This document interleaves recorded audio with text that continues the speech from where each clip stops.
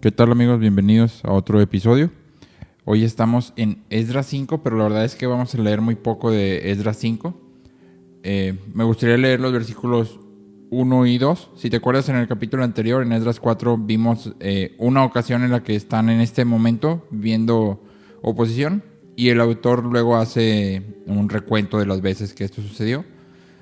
Y me gustaría leer 1 y 2 de este capítulo, pero empezando en el 4:24. Entonces vamos a regresarnos al 4:24 y dice: cesó la obra de la casa de Dios que estaba en Jerusalén y quedó suspendida hasta el año segundo del reinado de Darío, rey de Persia. Esdras 5 dice: profetizaron Ageo y Zacarías, hijo de Ido, ambos profetas, a los judíos que estaban en Judá y en Jerusalén, en el nombre del Dios de Israel, quien estaba sobre ellos. Entonces se levantaron Zorobabel, hijo de Salatiel, y Jesúa, hijo de Josadac, y comenzaron a reedificar la casa de Dios que estaba en Jerusalén, y con ellos los profetas de Dios que les ayudaban. Entonces la reconstrucción se había detenido. Había habido oposición y se detiene. Aparecen en la escena Ageo y Zacarías, que son profetas, y ellos dan palabra y dice: entonces se levantaron y reedificaron. Sí, pero en este capítulo en realidad, aunque si ya lo sigues leyendo vas a ver que hay una situación de oposición, no se nos dice qué estaba haciendo el pueblo desde lo que vimos en el capítulo 4, donde se oponen por primera vez, hasta el segundo año del rey Darío para reedificar la casa, que es cuando aparecen Ageo y Zorobabel. Así que me gustaría que nos fuéramos a Ageo, capítulo 1. Porque aquí vamos a ver un poquito más de lo que el pueblo estaba haciendo. Entonces dice Ageo 1, versículo 1: en el año segundo del rey Darío. Sí, esta es la misma fecha que vimos en Esdras 4. ¿Te acuerdas? 4:24. Y luego dice versículo 2: así ha hablado Jehová de los ejércitos diciendo: este pueblo dice, no ha llegado aún el tiempo de la casa de Jehová ser reedificada. Entonces vino palabra de Jehová por medio del profeta Ageo diciendo: es para vosotros tiempo, para vosotros de habitar en vuestras casas artesonadas, y esta casa está desierta, hablando del templo de Dios. Pues así dicho Jehová de los ejércitos: meditad bien sobre vuestros caminos, sembráis mucho y recogéis poco, coméis y no os saciáis, bebéis y no quedáis satisfechos, os vestís y no os calentáis. El que trabaja a jornal recibe su jornal en saco roto. Así ha dicho Jehová de los ejércitos: meditad sobre vuestros caminos. Subid al monte y traed madera y reedificad la casa, y pondré en ella mi voluntad y seré glorificado, ha dicho Jehová. Entonces ahora sí vemos un poquito más de qué onda con el pueblo, ¿no? ¿Qué estuvo haciendo? Y hay dos puntos que me gustaría tocar aquí. Primero, esta expresión, el pueblo, en el versículo 2 dice: así ha hablado Jehová de los ejércitos diciendo, este pueblo dice, no ha llegado aún el tiempo. Sí, entonces aquí hay algunas teorías, pero la que la mayoría de los comentaristas se enfoca es que los israelitas, al ver la oposición que se estaba levantando, pues dijeron, así como muchas veces decimos tú y yo, no, como se usa de este lado: no, pues no es de Dios, hay mucha oposición, no es de Dios. Y puede ser que en algunos casos sea cierto que el hecho de que las puertas se cierren indique que Dios no quiere que vayamos por allá, pero en esta situación específica Dios ya había dado una instrucción. Si te regresas a Esdras 1, versículo 3, es Ciro hablando, diciendo que Dios le ha dicho esto, y dice: quien haya entre vosotros de su pueblo, sea Dios con él, y suba a Jerusalén que está en Judá, y edifique la casa de Jehová Dios de Israel, la cual está en Jerusalén. O sea, Ciro los envió de regreso con recursos, con los utensilios del templo, para que la reedificaran. Ese fue el llamado de Ciro, que fue quien los regresó, valga la redundancia. Su misión era edificar el templo, pero en cuanto ven oposición, no, se me hace que no es de Dios todavía. No, vamos a esperar a que esté más tranqui todo el asunto, ¿no? Que fluya. Primera de Juan nos dice que el mundo no nos conoce. Sí, es decir, que no entiende lo que hablamos, no le parece lógico, no le parece razonable. Yo creo que tú y yo, como cristianos, esto nos podemos identificar totalmente. Y Primera de Juan nos dice que el mundo no nos conoce porque somos hijos de Dios. ¿sí? Siempre que tú y yo, esta frase hijo de Dios hace referencia a que tenemos la naturaleza de Dios en nosotros. Entonces, siempre que tú y yo manifestamos esa naturaleza de Dios, que manifestamos su justicia, su amor, vamos a ser rechazados por el mundo, ¿sí? La aceptación del mundo debe de ser algo que tú y yo temamos, no que deseemos. El hecho de que mi vida parezca al mundo, a la gente que no es cristiana, a la gente que no conoce de Dios, le parezca una vida buena, lógica, razonable, es algo que debe de encender algunas luces rojas en mi vida y que me pueda, como dice Ageo, me pueda poner a meditar bien en qué estoy haciendo y cómo lo estoy haciendo.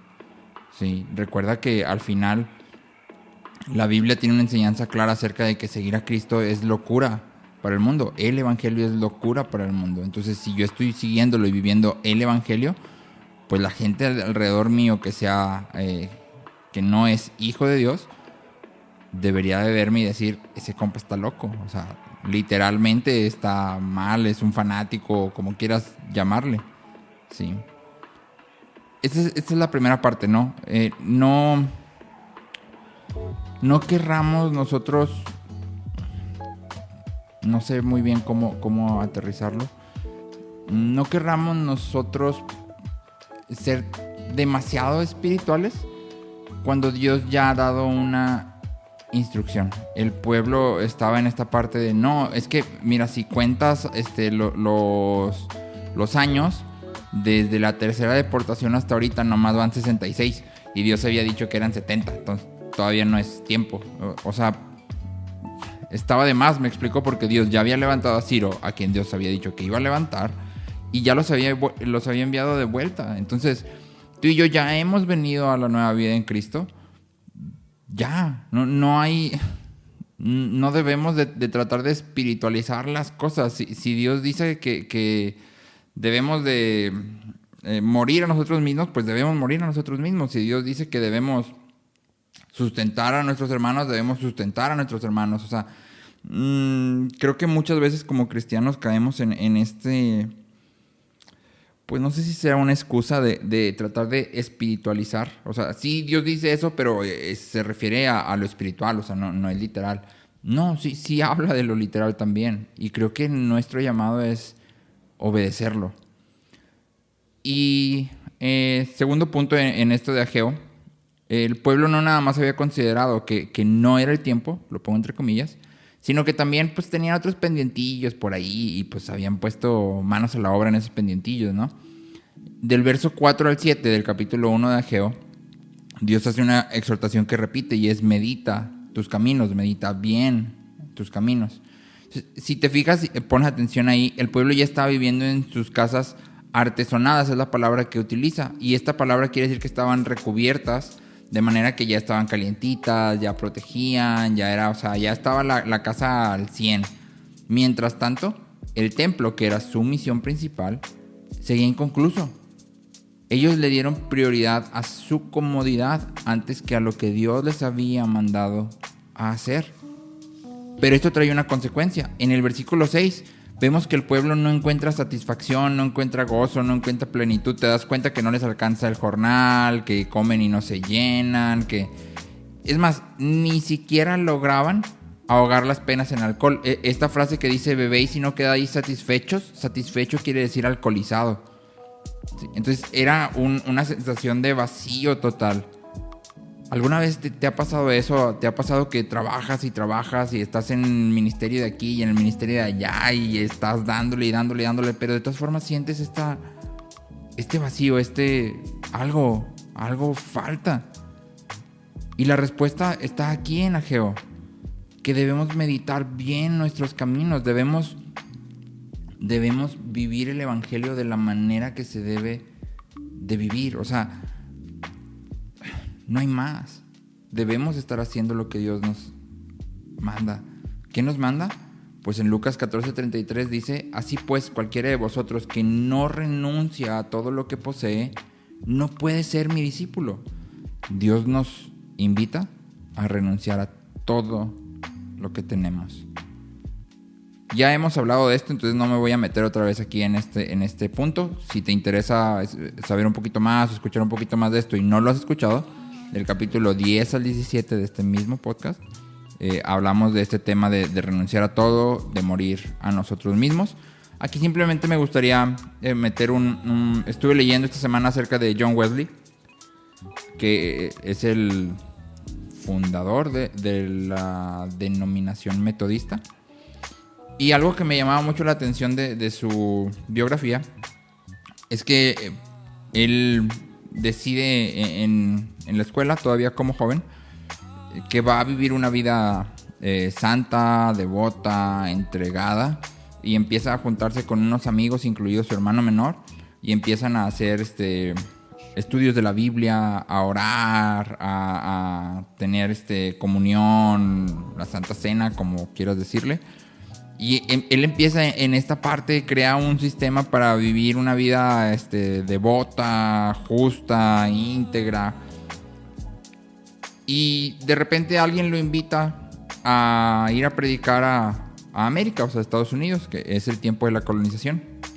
Él acepta y resulta que cuando llega de este lado, todo le sale mal. Empieza a tener un amorío con una muchacha de 18 años, un amorío pues secreto.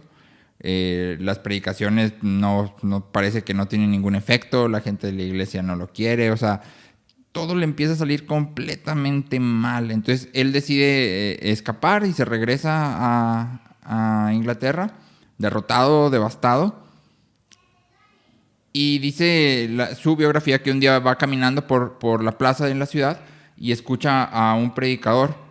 Y que cuando él escucha a este predicador que está leyendo los comentarios de Lutero acerca de Romanos, ahí, hasta ese punto, él nace de nuevo. Él empieza a tener esta seguridad de que hay una esperanza después de la muerte, de que cuando él muera, no hay nada que temer. Dios le está esperando. Y me llamaba muchísimo la atención esta parte fue un compa que ya había, según sus estándares y los estándares de los que lo rodeaban, ya había empezado a vivir una vida justa, buena, como tú le quieras llamar. Y sin embargo, no había nacido de nuevo. Porque estaba demasiado confiado en sus propias capacidades, en lo que él podía hacer por él mismo. Creó un sistema para vivir una vida justa. Tú y yo no necesitamos un sistema, necesitamos el poder del Evangelio. Yo necesito el Espíritu Santo para que me ayude. Pero eso solo lo voy a entender cuando nazca de nuevo. Por eso es que Dios nos llama a meditar en nuestros caminos. De verdad, he renunciado a todo. He dejado todo por Él. Porque si no, entonces estamos en riesgo de no haber nacido de nuevo. Y si no hemos nacido de nuevo, pues seguimos perdidos. No hay más. Y después de que Dios da esta exhortación, también da una instrucción. Dice, versículo 8 de Ageo 1, subid al monte, traed madera y reedificad la casa, y pondré en ella mi voluntad y seré glorificado, ha dicho Jehová. Esta frasecita de pondré en ella mi voluntad también se traduce como y me complaceré en ella. Entonces la instrucción es, sube, trae, reedifica. Y esto, si lo traducimos a ti y a mí, debemos de entrar en intimidad con Dios. O sea, debemos de orar, debemos de estudiar la palabra, no nada más leerla, estudiarla. Debemos de traer lo que hemos recibido en ese monte, haciendo una alegoría. Y debemos entonces edificar con eso que hemos recibido su casa, es decir, la iglesia, es decir, a nuestros hermanos. Yo debo constantemente estarme preparando en estudio, en oración, en ayuno, en lectura, en meditación, para edificar a mis hermanos. ¿Para qué? ¿O cuál es mi motivación para hacer esto? Si a veces ni me entienden o luego dicen que hablo mucho. Bueno, ahí está. Dice, y pondré en ella mi voluntad. O sea, me complaceré en ella y seré glorificado. A mí lo que más me debe de interesar es que Dios sea glorificado. y si edificar a mis hermanos le glorifica a Él, yo con gusto lo voy a hacer. Ese debería ser nuestro enfoque. Y lo voy a dejar hasta aquí porque todavía nos queda... que ya Ageo y Zacarías hablan y luego qué dijo el pueblo, cómo reaccionaron, y también hay algunas cosas muy interesantes en esta parte que queda de Ageo 1 y de Esdras 5, y eso lo veremos el próximo episodio. Gracias por escuchar.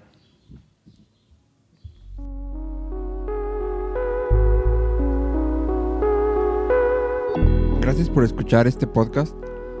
Si te gustó el episodio, suscríbete y recuerda compartirlo. Mi intención es que estos episodios puedan ser de bendición para la mayor cantidad de personas posible.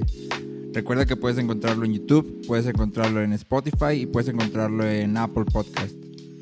Si tienes alguna pregunta, algún comentario o te gustaría que se platicara algún tema en especial, no dudes en escribirme por cualquiera de mis redes sociales. Gracias por escucharme.